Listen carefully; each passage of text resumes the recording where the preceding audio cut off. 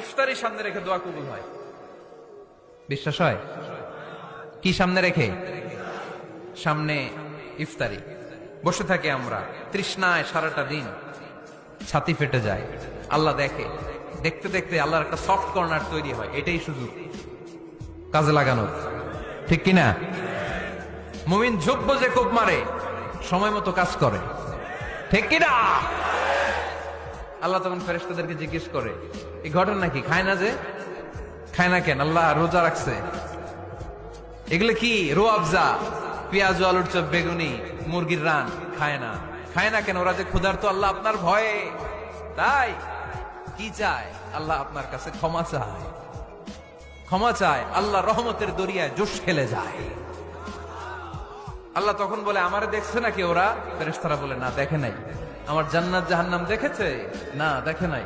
আমারে না দেখে, জান্নাত জাহান্নাম না দেখে আমার এত ভয় করে? যাও, আজকের এই রোজার বিনিময়ে এখন বান্দা